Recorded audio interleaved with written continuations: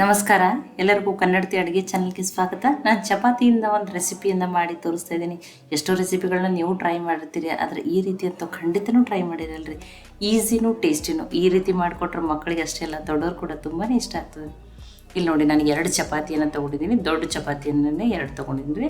ನೀವು ಫ್ರೆಶ್ ಆಗಿರೋ ಚಪಾತಿ ಆದ್ರೆ ತೊಗೊರಿ, ಅಥವಾ ರಾತ್ರಿ ಮಾಡಿ ಮಿಕ್ಕಿರೋ ಚಪಾತಿ ಯಾವುದಾದ್ರೂ ನಡೀತದೆ ರೀ. ಈ ಚಪಾತಿಗಳನ್ನ ನೋಡಿರಿ, ನಾನು ಇಲ್ಲಿ ಹೆಚ್ಚು ಮಣಿಯನ್ನು ತೊಗೊಂಡಿನಿ. ಈ ರೀತಿ ತುರಿದು ಬಿಟ್ಟು ತೊಗೋಬೋದು, ಇಲ್ಲ ಬೇಡ ಅಂದ್ರೆ ನೀವು ಇದನ್ನು ಮಿಕ್ಸಿಗೆ ಹಾಕಿನೂ ತೊಗೋಬೋದು. ನೋಡಿರಿ, ಈ ರೀತಿ ತುರಿದು ಬಿಟ್ಟರೆ ತೊಗೋರಿ, ಇಲ್ಲಾಂದ್ರೆ ಮಿಕ್ಸಿಗೆ ಹಾಕಿ ತೊಗೋರಿ. ನಾನು ಇದನ್ನು ಮಿಕ್ಸಿಗೆ ಹಾಕ್ತೀನಿ. ನೋಡಿ, ಈ 2 ಚಪಾತಿಗಳನ್ನ ಮಿಕ್ಸಿಗೆ ಹಾಕೋತೀನಿ ರೀ. ನೋಡಿ, ಈಗ ಇದನ್ನು ಗ್ರೈಂಡ್ ಮಾಡ್ಕೊಂಡ್ರಿ.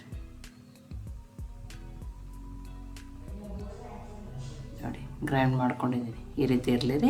ಇದನ್ನು ನಾನು ಬೇರೆ ಪಾತ್ರೆಗೆ ಹಾಕೋತೀನಿ ರೀ.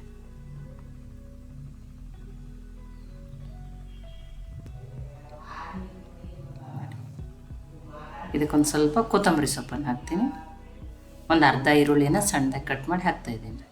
ಒಂದು ಸ್ವಲ್ಪ ಕ್ಯಾರೆಟ್ ತುರಿದ್ಬಿಟ್ಟು ಇಟ್ಕೊಂಡಿರೋದು. ಒಂದು ಅರ್ಧ ಆಲೂಗಡ್ಡೆನ ಕುದಿಸ್ಬಿಟ್ಟು ತುರಿದ್ಬಿಟ್ಟು ಹಾಕಿದ್ದೀನಿ ರೀ. ನಾನು ಒಂದು ಸ್ವಲ್ಪ ಬೀನ್ಸನ್ನು ಹಾಕಿದ್ದೀನಿ. ಒಂದು ಮೆಣಸಿನ್ಕಾಯಿ ಹಾಕಿದ್ದೀನಿ. ಖಾರ ನೀವು ನೋಡ್ಕೊಂಡು ಹಾಕೋರಿ, ಅಥವಾ ಸ್ಕಿಪ್ ಮಾಡೋದು ನಡೀತದೆ ರೀ. ಇಲ್ಲಿ 2 ಸ್ಪೂನ್ ಆಗಷ್ಟು ಸಣ್ಣ ರವೆ, ಏನು ಉಪ್ಪಿಟ್ಟು ರವೆ ಅಂತ ಕರಿತೀವಲ್ಲ ರೀ, ಅದನ್ನು ಹಾಕ್ತಾಯಿದ್ದೀನಿ. ಕ್ರಿಸ್ಪಿನಾಗಿ ಟೇಸ್ಟೂ ಚೆನ್ನಾಗಿ ಬರ್ತದೆ. ರುಚಿಗೆ ತಕ್ಕಷ್ಟು ಉಪ್ಪು. 2 ಸ್ಪೂನ್ ಆಗಷ್ಟೇ ಮೊಸರನ್ನು ಹಾಕ್ತಾಯಿದ್ದೀನಿ. ಸಪ್ಪಗಿರೋ ಮೊಸರು ಹಾಕಿರಿ, ಹುಳಿ ಮೊಸರು ಬೇಡ. ಇಲ್ಲಿ ನಾನು 1 ಸ್ಪೂನ್ ಆಗಷ್ಟೇ ಕಾರ್ನ್ಫ್ಲವರನ್ನು ಹಾಕ್ತಾಯಿದ್ದೀನಿ ರೀ. ಈಗ ಇದನ್ನು ಮಿಕ್ಸ್ ಮಾಡ್ಕೊಂಡ್ರಿ.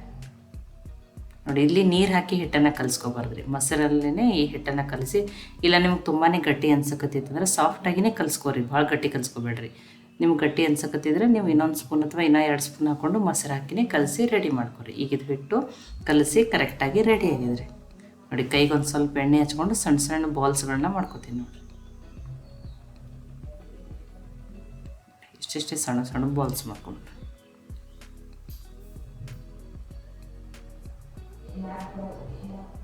ನೋಡಿ, ಒಂದನ್ನು ಮಾಡಿ ತೋರಿಸಿದ್ದೀನಿ, ಇನ್ನೊಂದನ್ನು ಮಾಡಿ ತೋರಿಸ್ತೀನಿ. ನೋಡಿ, 2 ಬಾಲ್ಸ್ಗಳನ್ನ ಮಾಡಿ ತೋರಿಸಿದ್ದೀನಿ. ಒಮ್ಮೆಲೆ ಎಲ್ಲ ರೆಡಿ ಮಾಡ್ಕೊತೀನಿ. ನೋಡಿ, ಒಮ್ಮೆಲೆ ರೆಡಿ ಮಾಡ್ಕೊಂಡಿದ್ದೀನಿ. ಆಲ್ರೆಡಿ ಎಣ್ಣೆನೂ ಕಾಯ್ಲಿಕ್ಕೆ ಇಟ್ಟಿನಿ ರೀ. ಎಣ್ಣೆನೂ ಕಾಯ್ತದೆ. ನೋಡಿ, ಮೀಡಿಯಮ್ ಫ್ಲೇಮ್ದಲ್ಲಿ ಇಟ್ಟನೆ ಇವನ್ನ ಕೆಂಪಗಾಗೋವರೆಗೂ ಕರೆದ್ಬಿಟ್ಟು ತಗೊಳನ್ರಿ. ನೋಡಿ, ರವೆಯಿಂದ ಹೊರಗಡೆ ಲೇಯರ್ ಕ್ರಿಸ್ಪಿನೂ ಆಗಿರ್ತದೆ ರೀ. ಆಲೂಗಡ್ಡೆ ಹಾಕಿದ್ರಿಂದ ಸಾಫ್ಟೂ ಆಗಿರ್ತದೆ. ಟೇಸ್ಟ್ ತುಂಬಾ ಚೆನ್ನಾಗಿರ್ತದೆ. ನೀವು ಒಂದು ಸ್ವಲ್ಪ ಪಾಲಕ್ ಸೊಪ್ಪಿದ್ರೆ ಅದನ್ನ ತೊಳೆದು ಬಿಟ್ಟು ಸಣ್ಣದಾಗಿ ಕಟ್ ಮಾಡಿ ಹಾಕಿರಿ, ಅದನ್ನು ಟೇಸ್ಟ್ ಚೆನ್ನಾಗಿ ಬರ್ತದೆ. ನೋಡಿ, ಇಷ್ಟು ಕೆಂಪಗಾಗುವವರೆಗೆ ಕರೆದ್ರೂ ಸಾಕ್ರಿ, ಮತ್ತು ಎಣ್ಣೆನೂ ಹಿಡ್ಕೊಳ್ಳಲ್ರಿ. ನೋಡಿ, ಎಷ್ಟು ಕ್ರಿಸ್ಪಿಯಾಗಿ ಟೇಸ್ಟ್ ಚೆನ್ನಾಗಿ ಬಂದದ್ರಿ. ನೋಡಿ, ಡ್ರೈನೂ ಅದಾವೆ, ಎಣ್ಣೆನೂ ಹೊಡೆದಿರಲ್ಲ. ನೋಡಿರಿ, ಇವ್ನು ಬಿಸಿ ಬಿಸಿ ಹೀಗೇನೋ ಸಾಸ್ ಜೊತೆನೂ ತಿನ್ಬೋದು. ಇದರಿಂದನೇ ನಾನು ಇನ್ನೊಂದು ರೆಸಿಪಿಯನ್ನು ಮಾಡಿ ತೋರಿಸ್ತೀನಿ. ನೋಡಿರಿ, ನಿಮಗೆ ಯಾವ ರೀತಿ ಇಷ್ಟ ನೀವು ಆ ರೀತಿ ಮಾಡ್ಕೊರಿ. ಇಷ್ಟ ಬೇಕಂದ್ರೆ ಇಷ್ಟನೇ ಸಾಸ್ ಜೊತೆನೂ ತಿನ್ನಿರಿ, ನಡೀತದೆ.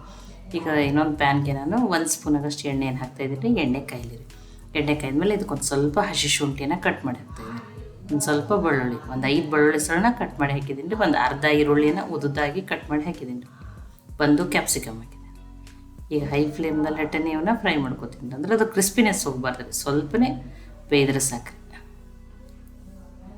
ನೋಡಿ, ಇದಕ್ಕೆ 1 ಸ್ಪೂನ್ ಆಗಷ್ಟು ಟೊಮ್ಯಾಟೊ ಸಾಸು, 1 ಸ್ಪೂನ್ ಆಗಷ್ಟು ರೆಡ್ ಚಿಲ್ಲಿ ಸಾಸು, ಒಂದು ಅರ್ಧ ಸ್ಪೂನ್ ಆಗಷ್ಟೇ ಗ್ರೀನ್ ಚಿಲ್ಲಿ ಸಾಸು, ಒಂದು ಅರ್ಧ ಸ್ಪೂನ್ಗಿಂತ ಕಡಿಮೆ ಸೋಯಾ ಸಾಸ್ ಹಾಕ್ತೀನಿ ರೀ. ಸೋಯಾ ಸಾಸ್ ಕಡಿಮೆನೇ ಹಾಕ್ರಿ.